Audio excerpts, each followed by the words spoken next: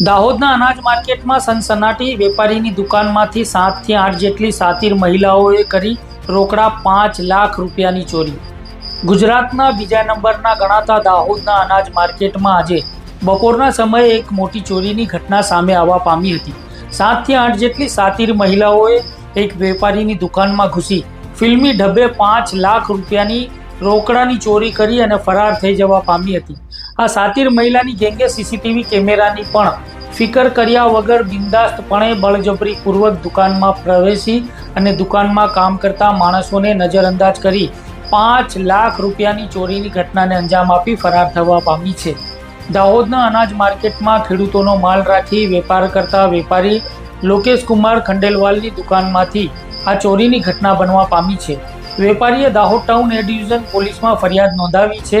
ઘટનાની વિગત એવી છે કે વેપારી લોકેશ કુમાર સવારે 9:30 વાગ્યે દુકાન ખોલ્યા બાદ 11 થી 12:30 વાગ્યા સુધી ખેડૂતોના માલની હરાજીમાં વ્યસ્ત હતા।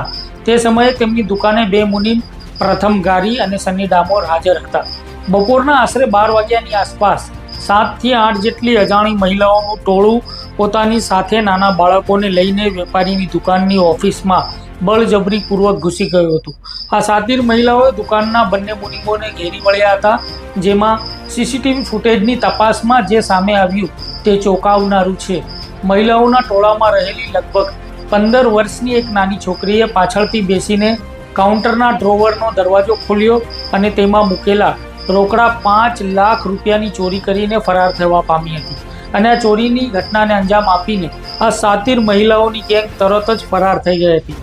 સાંજના સમયે દુકાનના માલિક લોકેશ કુમાર ખંડેલવાલ પરત ફર્યા ત્યારે ખેડૂતોને પૈસા આપવા માટે જ્યારે તેમણે ડ્રોવર ચેક કર્યું તો 5 લાખ રૂપિયા ગાયબ હતા। મુનિમોને પૂછપરછ કરતા તેમને કોઈને પૈસા ન આપ્યા હોવાનું જણાવ્યું હતું।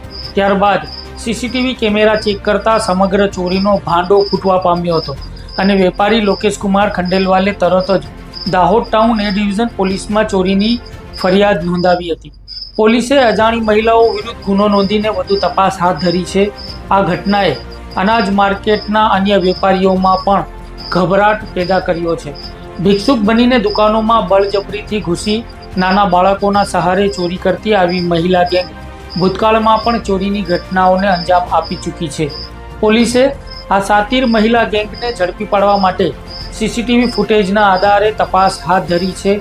વેપારીઓએ પણ હવે આવા ભીખ માંગવાના બહાને દુકાનોમાં ભરાતા ટોળાઓથી ચેતી જવું પડશે અને સાવચેતી રાખવી પડશે। આ વિડીયોને લઈને આપ કોમેન્ટ બોક્સમાં જણાવી શકો છો। જો આપ અમને યુટ્યુબ ઉપર જોઈ રહ્યા છો તો અમારી ચેનલને યુટ્યુબ ઉપર સબસ્ક્રાઇબ કરી